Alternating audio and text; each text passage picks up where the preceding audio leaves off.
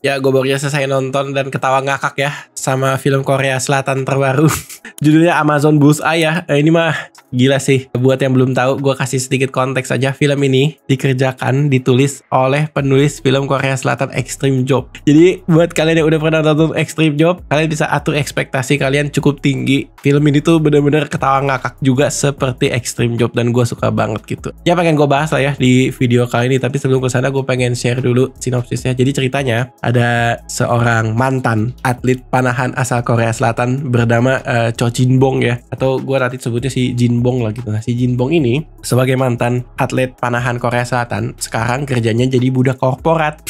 Dia jadi budak korporat, performa kerjanya juga nggak bagus-bagus amat, jelek gitu. Dia terancam terrestrukturisasi gitu, udah dimarahin sama bos dan lain sebagainya. Satu kesempatan terakhir buat dia adalah dia harus bisa memenangkan proyek tambang emas kerjasama antara perusahaannya dengan negara Boledor gitu. Jadi negara Boledor tuh kayak fiktif lah ya, negara fiktif yang diceritakan ada di Amazon sana gitu.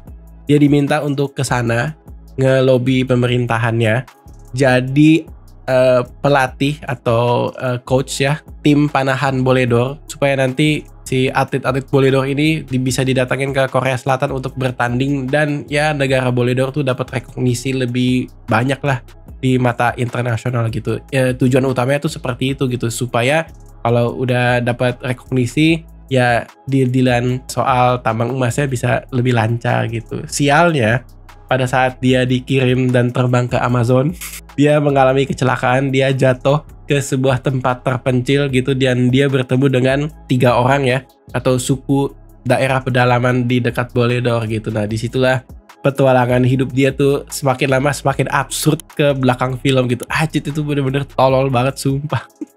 Gitu, oke. Nah, gue pengen jabarin apa aja yang gue suka banget dari film ini, dan mungkin ada sedikit, sebenarnya bukan kekurangan ya, gue ngelihatnya lebih ke catatan aja gitu. Catatan berkaitan dengan komedinya, berkaitan dengan jenis lawakannya dan lain sebagainya. Gue pertama-tama salut banget sama penulisannya gitu. Kalau misalkan secara formula, ini tuh premisnya mirip sama Extreme Job. Kenapa miripnya? Jadi kalian nanti perhatiin, ini ada karakter utama, karirnya tuh terancam. Karirnya terancam gitu ya, dia udah dimarahin sama atasan. Dia sebagai seorang karakter juga mengalami keterbatasan finansial, jadi dia ditakut-takutin sama istrinya, dan dia dapat satu one last job yang bisa mengubah semua itu gitu, dan dia harus lakukan apapun caranya, seabsurd apapun juga keadaannya gitu. In a way itu mirip banget sama Extreme Job gitu. Nah, bedanya adalah gimana caranya mereka masukin unsur drama sports, unsur berkaitan dengan lingkungan, rekognisi atau pengakuan suku-suku pedalaman di sebuah tempat gitu, ketika tempatnya tuh mau dijadikan tambang emas gitu. Itu mereka bisa tulis, mereka bisa racik, mereka bisa porsiin kapan adegan ini, kapan adegan apa, membahas yang mana, itu secara berganti-gantian. Itu bagus banget secara penulisan gitu. Walaupun ya sedikit catatan, kalau dari segi cara bercerita film, metodenya itu tidak menawarkan sesuatu yang sangat baru gitu. Jadi kayak ya formulanya tuh generik lah. Ketika drama sports tuh apa aja sih gitu. Ada tokoh utamanya, dia sebagai pelaku olahraganya atau dia sebagai pelatihnya. Ketika dia jadi sebagai pelatihnya, tujuan akhir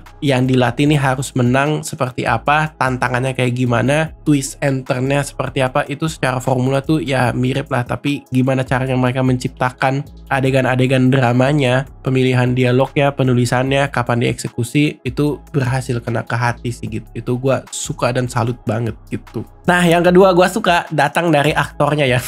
Jadi ada 2 nih tokoh utamanya yang datang dari Extreme Job juga gitu. Jadi ada Ryu Seong Ryong ya, dia jadi Jin-bong, sama ada satu lagi Jin Seong Kyu. Dia nih jadi interpreter yang menemani si Jin-bong pada saat melatih ya orang-orang yang nanti mau dibikin jadi atlet panahan lah gitu. Nah, ini dynamic duo ini tuh porsi komedinya, eksekusinya tuh tolol-tolol semua gitu, bangsat-bangsat dan brengsek-brengsek semua. Gue ngelihat gini sih, ketika film ini secara penulisan mereka sadar betul intensinya tuh komedi. Jadi ya pokoknya bikin karakternya sekonyol itu, bikin situasinya seabsurd itu, di-actingin, diperagain, tapi jangan terlalu lebay. Jadi kayak gue sebagai penonton, ajit ini tuh nggak mungkin kejadian gitu, tapi pada saat terjadi tetap membuat gue ketawa ngakak terbahak-bahak. Itu yang berhasil dilakukan oleh 2 karakter ini nih gitu, si mereka ini ya ajit. Ada satu momen mereka kayak gak keluarin kalimat sampai segimana gitu ya. Mereka tidak bercakap-cakap, cuma lihat-lihatan doang, kayak kaget dan lain sebagainya. Itu tuh udah tengil banget kayaknya, dan kayak gue tuh gemes banget sih gitu. Kayak anjir, bisa ya mereka acting seperti ini gitu. Kayak menikmati sekali sih gue, kayak kelucuan-kelucuan yang mereka tawarkan bener-bener luar biasa sih. Gue pengen lanjut ke satu lagi yang gue suka dari film ini, masih berkaitan dengan penulisan, tapi spesifiknya lebih ke dialog ya gitu. Gue tuh suka banget dialognya tuh, ada beberapa yang sangat ngena gitu walaupun bahasa Korea, tapi ketika gue baca terjemahannya anjir itu bagus banget sih gitu. Dia milih timingnya kapan dialog sakti ini muncul di dalam film, itu menurut gue berhasil semua sih gitu. Apalagi membahas soal nasionalisme ketika si karakter utamanya mantan atlet panahan Korea Selatan, dia terjebak situasi absurd, kayak moral kompasnya tuh diuji lah sepanjang film. Nah, solusi atau konklusi dari perjalanan karakternya tuh ditutup dengan dialog, didukung dengan dialog-dialog yang seperti apa gitu. Itu bagus banget. Demikian juga dengan beberapa karakter yang berkaitan dengan suku pedalaman gitu ya, concernnya mereka berkaitan dengan lingkungan, tambang emas, rekognisi dari dunia tuh kayak gimana. Ada beberapa kalimat-kalimatnya tuh yang bagus dan kena-kena juga gitu ke gua gitu. Itu gue suka banget gitu. Nah, sekarang gue pengen masuk mungkin hal yang bisa diperdebatkan lah ya. Gue ngelihat gini sih, film ini secara komedi di babak awalnya tuh cukup mengandalkan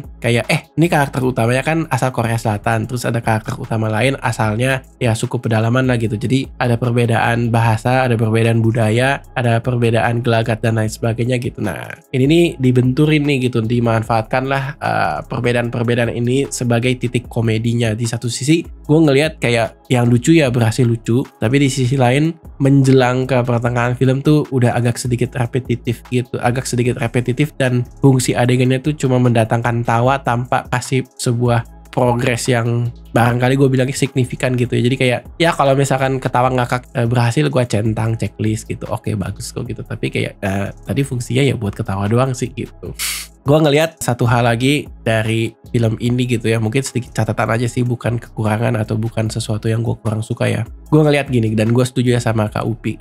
Gue nonton sama Kak Upi, selesai nonton gue ngobrol. Film ini ada seporsi komedinya tuh yang berkaitan dengan bahasa slang, bahasa misinterpreted language gitu. Jadi gue sebagai penonton asal Indonesia yang berbahasa Indonesia, membaca subtitle bahasa Indonesia, membaca subtitle bahasa Inggris. Jadi kayak apa ya bilangnya ya, ada beberapa komedi tuh yang gue harus sempat mikir dulu nih. Ketika gue berhasil mikir, oh ajit ternyata maksud lawakannya ini gitu, itu gue berhasil ketawa ngakak gitu. Nah, sedangkan di dalam pembuatan adegannya, di dalam eksekusi adegannya, ini tuh kayak satu kalimat, dua kalimat, tiga kalimat terjadi bisa dengan sangat cepat gitu, karena banter kayak ngobrol dan lain sebagainya, lagi marah tapi situasinya agak sedikit komedi, keluar kalimat ini, keluar kalimat itu dan lain sebagainya gitu. Terus kayak ada kesalahpahaman berbahasa. Ya kalimat yang mana nih ledakan tawanya lebih ke kena ke gua di saat yang itu juga gitu, tanpa harus nunggu gua mikir dulu oh ini maksud komedinya gitu. Itu lebih ke sana sih gitu. Jadi gua membayangkan kalau kalian sebagai penonton yang memang suka banget sama film-film atau series Korea Selatan, gue bisa yakin pasti kalian tidak kesulitan seperti gue pada saat nonton. Kalau gue tuh kayak, kan gue jarang ya, tapi gue nonton film-filmnya aja, gak series gitu. Gue kayak, oh ini maksudnya ini, oh ini maksudnya gini gitu. Kalau misalkan kalian terbiasa, kalian ngerti sedikit atau ngerti banyak bahasa Korea Selatan tuh seperti apa, masuk ke dalam adegan film ini, dipakai buat lawakan, itu pasti kalian akan kena ke kalian gitu. Di luar dari itu semua, gue ngerasa film ini tuh sangat menyenangkan gitu. Jadi dari segi drama sangat kena ke gue. Dari segi komedi, ledakan tawanya tuh sekuat Extreme Job. Tapi dari segi jumlah, ya ada beberapa yang kayak harus mikir dulu lah gitu, karena berkaitan dengan permainan dialog dan bahasa tadi. Oke, that's it. Itu aja sih dari gue. Gue Ray, pamit undur diri ya. Sampai jumpa di video dari Habis Nonton Film YouTube channel selanjutnya. Kalau misalkan kalian ada yang udah nonton film Amazon Bullseye juga, punya komentar yang berbeda dari video ini, boleh banget tulis di kolom komentar gitu. Oke, bye-bye semua. Thank you.